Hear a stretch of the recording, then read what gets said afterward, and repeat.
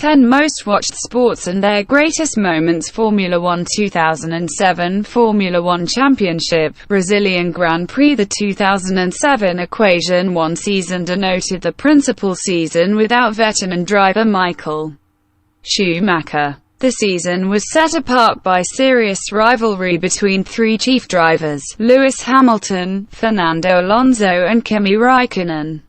The Brazilian Grand Prix was the last race of the period, and it was the first run-through since 1986 that three drivers were in conflict for the title with just a solitary race remaining. The occasion was set apart by tricky climate, and was begun under well-being vehicle conditions. Lewis Hamilton was the top choice with 107 focuses, trailed by Fernando Alonso on 103 focuses and Kimi Raikkonen on just 100 focuses. Without some sensational occasion, it appeared to be evident that either Hamilton or Alonso would win, with Raikkonen not being in dispute. Be that as it may, Hamilton slipped to the back from second, after a gearbox issue, and, however, he recuperated to the 7th position. Kimi Raikkonen dominated the race, and along these lines the title. Had Hamilton completed even 5th or underneath, he would have won the title. The last standings were Raikkonen on 110 focuses, followed by Lewis Hamilton and Fernando Alonso each on 109 focuses.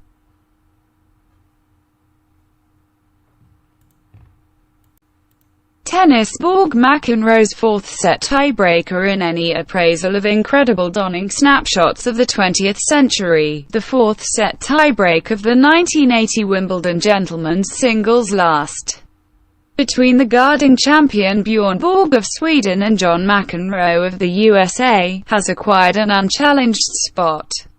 The 1980 last started gravely for Borg, as McEnroe moved through the main set 6-1. And was every now and again in a solid situation in the second. Notwithstanding, Borg took the second and third set to lead 2-1, with the last now just about 2 hours old. Before long, the fourth-set tie-break was a reality. Match focuses and set focuses followed, in a tempting arrangement with Borg first arriving at coordinate focuses at 6-5 and 7-6. McEnroe, next, held and lost 2 set focuses before Borg, significantly more excruciatingly, missed 3 match focuses as McEnroe managed them immovably, with a succession of an incredible serve, a net line and a volley.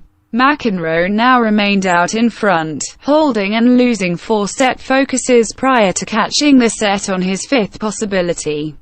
Against Borg's serve, McEnroe's violently top-spun return delivered a volley mistake from the Swede, and the match was all square after a little more than 3 hours on court.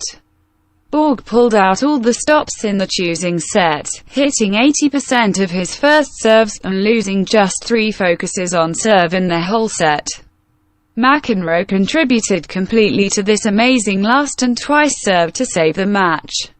However, Borg, cold, looked at inside sight of a title which would make him the first to win 5 out of a line since the cancellation of the challenge round. At last arrived at his 8th match moment that McEnroe missed a low volley. A strike passing shot finished it, and Borg was champion by 1-6, 7-5, 6-3, 6-7, 8-6. Golf. 1997 Masters Tournament. At the 1996 Masters, Jack Nicklaus anticipated that novice Tiger Woods would win more green coats than Nicklaus and Arnold Palmer consolidated. Golf recorders feigned exacerbation. After a year, Jack looked prophetic. Playing in his first major as a master, Woods caused Augusta National to ask for leniency. "He's dismantling the course," Nicklaus said. Tom Watson called him the sort of player who comes around once in 1,000 years. Woods had more than savage strength, he had an amazing nature and a stellar short game, and never three-putted on the course's slippery greens. He started Sunday with a 9-shot lead, and finished the day with a 4-footer for standard.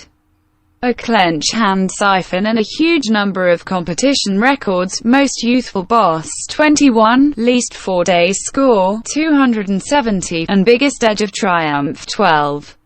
Woods likewise turned into the main minority golf player to win the Masters. "I wasn't the pioneer," Woods said. Charlie Sifford, Lee Elder, Ted Rhodes, "Those are the folks who prepared." Pioneer or not, Woods was the new substance of golf. Boxing Tyson Holyfield II. Termed as Tyson Holyfield II, the battle started with Holyfield ruling Tyson. Tyson had over and over griped about head interrupting the principal session between the two. As the third round was going to start, Tyson emerged from his corner without his mouthpiece. The official arranged Tyson back to his corner to embed it. Tyson embedded his mouthpiece, got once more into position, and the match continued. Tyson started the third round with an irate assault. With 40 seconds staying in the round, Holyfield got Tyson in a secure, and Tyson moved his head over Holyfield's shoulder and spot Holyfield on his correct ear, separating a 1-inch bit of ligament from the highest point of the ear, and letting out the bit of ear on the ring floor. The battle was postponed for a few minutes as Lane discussed what to do. Path's unique tendency was to promptly exclude Tyson. However, after the ringside specialist established that Holyfield had the option to proceed notwithstanding the chomp, Lane declared he would deduct 2 focuses from Tyson, and the battle proceeded. During another secure, Tyson chomped Holyfield's left ear. Holyfield tossed his hands around to escape the secure and bounced back, yet the two men kept battling until time terminated. The men strolled back to their particular corners when the battle was then halted because of gnawing Holyfield on the 2 ears and other conduct. Tyson's boxing permit was repudiated by the Nevada State Athletic Commission, and he was fined $3 million, or more lawful expenses, and was nearly condemned to jail.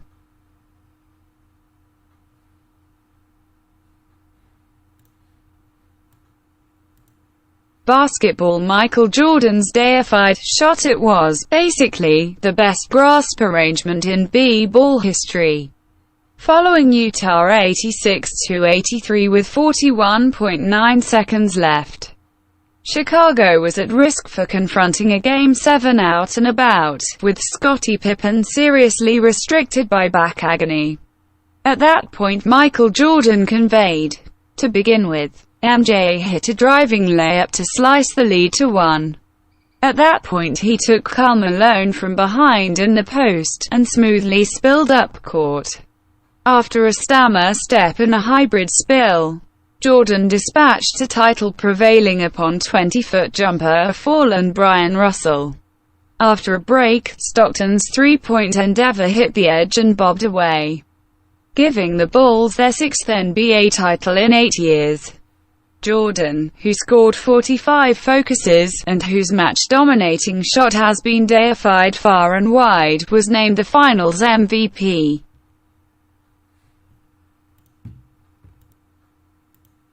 Baseball shot heard round the world. Baseball has minutes. Football has drives. Ball has runs. Hockey has. I don't know what hockey has. Be that as it may, I know this: baseball has minutes. Snapshots of anticipation, followed by minutes when everything changes.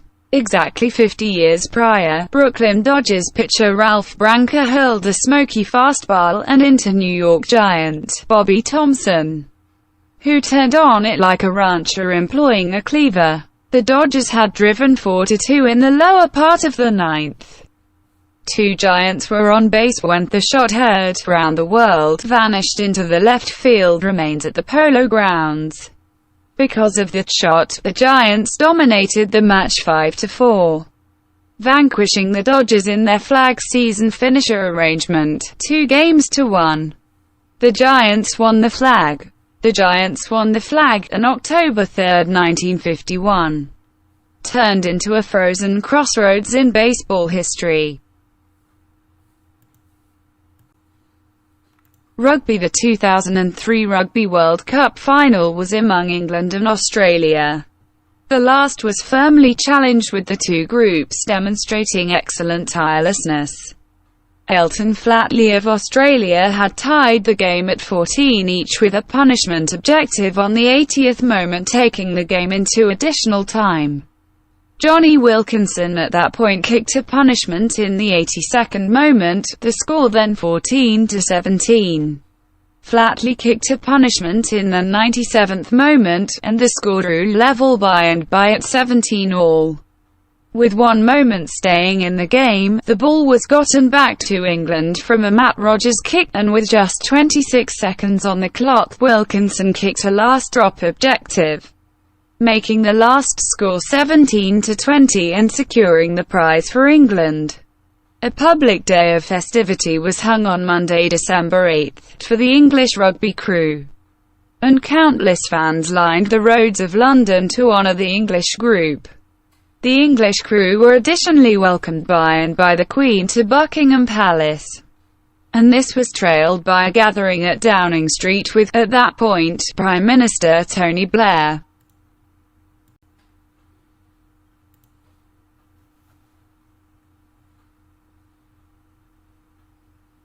Cricket. Lara's record-breaking 375-run innings in a game in which hitting a century, 100 runs, in one innings is an uncommon accomplishment. Brian Lara's 375 runs against England a week ago was indeed Ruthian. From April 16 to April 18, the wrinkle had a place with Lara and Lara alone.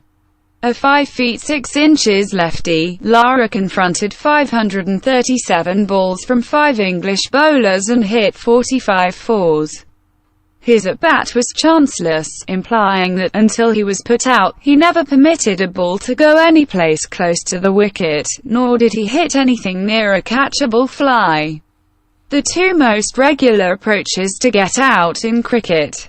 Lara batted without interference, not including different stoppages for such necessities as lunch and tea. Cricket, all things considered, began in England for 12 hours and 46 minutes prior to being excused in the wake of Lara's 375-run count. Trinidad and Tobago was, if something like this can be said of a nation involving two neighbouring islands close to itself. On Thursday, the executive Patrick Manning was at Port of Spain's Piarco International Airport to praise Lara and his mates. It was reported that the following day would be perceived as a day of achievement in Lara's honour. NATUC, the nation's public workers' organisation, dropped a cross-country strike it had arranged some time prior for that day. Other than getting the Trinity Cross, Trinidad's most noteworthy honour, Lara was likewise given land. American football, the greatest game ever played, often known as the greatest game ever played, the 1958 National Football League championship game between Baltimore Colts and New York Giants, was nothing not exactly dynamite.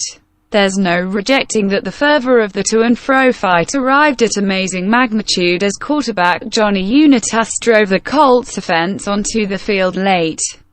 With the clock ticking, the Colts started from their own 14-yard line. After two deficient passes, Unitas associated with halfback Lenny Moore on a 11-yard play to fire, moving the offense up the field. Johnny U missed on a long pass to LG, a distant memory, Dupre, prior to going to his number one objective. On 2nd and 10, he discovered Raymond Berry for a 25-yard gain to midfield.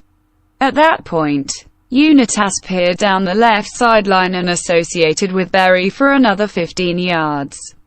One more Unitas to Berry attached, which was useful for 22 yards, put the Colts at the Giants' 13-yard line. With 7 seconds to play, guideline kicker Steve Myra jogged onto the field and booted the 20-yard field objective to send the game into additional time.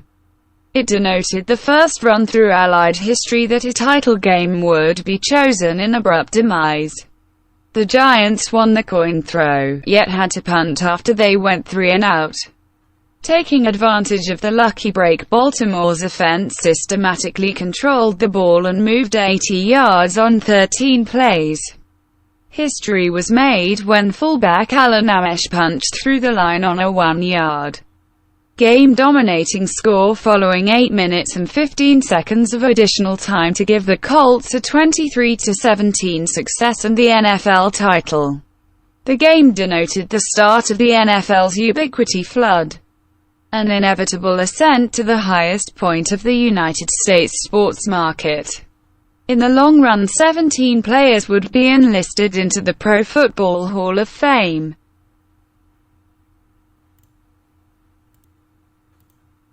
Football, soccer. 1998-1999 Champions League final. Arguably the best football second must be Manchester United's victorious rebound over Bayern Munich in the 1998-1999 Bosses Group last.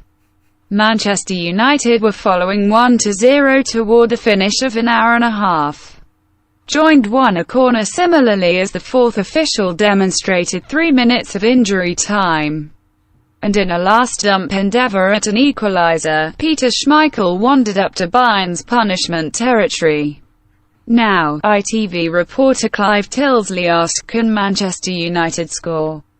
They generally score. Beckham flighted the corner out of luck. Dwight Yorke set the ball back towards the jam-packed region, and after Torsten Fink neglected to clear adequately, the ball showed up at the feet of Ryan Giggs on the edge of the territory. His right-footed depiction was feeble and inadequately struck, yet it went directly to Sheringham, who swiped at the shot with his correct foot, and settled the ball in the base corner of the net. The objective was planned at 90-36. It looked as though, having been behind for the greater part of the match, United had constrained additional time, with Tilsley proclaiming, "Name on the trophy," less than 30 seconds after the ensuing commencement. United constrained another corner, however Schmeichel remained in his punishment region this time. Beckham again swung the corner in, which was going downwards by Sheringham. Solskjaer shot out a foot and stuck the ball into the top of the Bayern objective for United to take a bewildering lead. The objective was coordinated at 92-17. Solskjaer celebrated by sliding on his knees, copying Basler's previous festival before rapidly being mobbed by the United players, substitutes and instructing staff. Schmeichel, in his own punishment region, broadly cartwheeled with happiness. Tilsley's analysis on Solskjaer's objective is well known among Manchester United fans for its immediate nature. Is this their second? Beckham, into Sheringham, and Solskjaer has won it. Tilsley again followed this with the shout, Manchester United have arrived at the promised land. It had looked so sure that Bayern Munich would have won the cup that Bayern strips had just been made sure about to the prize in arrangement of the introduction function. At the point where the prize was introduced to Manchester United, the commander on the night, Peter Schmeichel, who had recently completed his last counterpart for the club, and supervisor Alex Ferguson raised the prize together.